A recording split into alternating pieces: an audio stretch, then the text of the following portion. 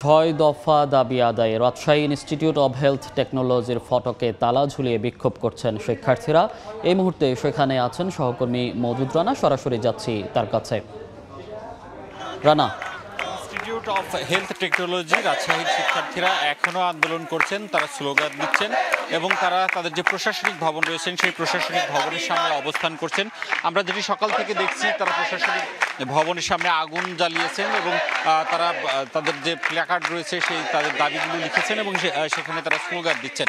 এর আগে গতকাল বুধবার রাতে তারা ইনস্টিটিউট অফ হেলথ টেকনোলজির যে প্রশাসনিক ভবন রয়েছেন সেখানে তারা তালা দেন এবং সেটি তালা দেওয়ার পরে এই ক্যাম্পাসে আসলে অচল অবস্থার সৃষ্টি হয় এবং আমরা যেটি দেখেছি যে শিক্ষক কর্মকর্তা কর্মচারী যারা ছিলেন তারাও আসলে ক্যাম্পাসে আজ প্রবেশ করতে পারেনি, ফলে ক্লাস পরীক্ষা বন্ধ রয়েছে এবং পুরো ক্যাম্পাসে এক ধরনের অচল অবস্থার সৃষ্টি হয়েছে এবং সকাল ৯টা থেকেই শিক্ষার্থীরা তাদের দাবি আদায়ে স্লোগান দিচ্ছেন, তারা অবস্থান কর্মসূচি করছেন এবং তারা বিক্ষোভ করছেন। তারা যেটি বলছেন যে তাদের প্রধান দাবি যেটি সেটি তাদের টেকনোলজি যারা রয়েছেন তাদের জন্য স্বতন্ত্র পরিদপ্তর গঠন করতে হবে এবং ডিপ্লোমাধারী যারা টেকনোলজিস্ট আছেন তাদের 10ম গ্রেড দিতে হবে। ঢাকা আইএসটিকে বিশ্ববিদ্যালয় university of medical science and technology নামে বিশ্ববিদ্যালয় উন্নীত করতে হবে এবং একই সাথে তাদের যে পেশাদার লাইসেন্স সেটি প্রদান করতে হবে। তারা যেটি বলছেন যে তারা বিভিন্ন সময় তাদের যে দাবি দাওয়াগুলো রয়েছে সেগুলো সরকারকে বলেছেন, কিন্তু সেই দাবিগুলো কোনোভাবেই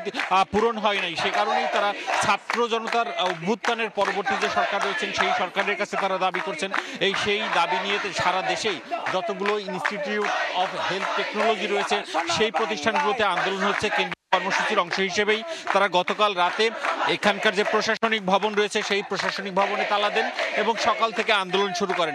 আমরা যেটি দেখেছি যে এখানে শত শত শিক্ষার্থীরা রয়েছেন, তারা এই প্রতিষ্ঠানের সামনের যে সড়ক রয়েছে সেই সড়কে অবস্থান করছেন এবং তারা সকাল থেকেই আসলে স্লোগান দিচ্ছেন। তারা বলছেন যে আজকে তাদের এই 6 দফা দাবি নিয়ে মন্ত্রণালয়ে একটি আলোচনা হওয়ার কথা রয়েছে এবং এর আগে সরকারের পক্ষ থেকে বলা হয়েছিল যে আজকে মধ্যে তারা একটি সিদ্ধান্ত দিবেন। তারা বলছেন সেই সিদ্ধান্ত তাদের যদি পক্ষে আসে তাহলে তারা আন্দোলন শেষ করবেন, আর যদি সিদ্ধান্ত তাদের পক্ষে না আসলে তারা এই আন্দোলন চলমান রাখবেন। এই ছিল রাজশাহী থেকে আমার কাছে সর্বশেষ। সরাসরি যুক্ত ছিলাম রাজশাহী থেকে। সেখানে বিক্ষোভ করছেন ইনস্টিটিউট অব হেলথ টেকনোলজির শিক্ষার্থীরা।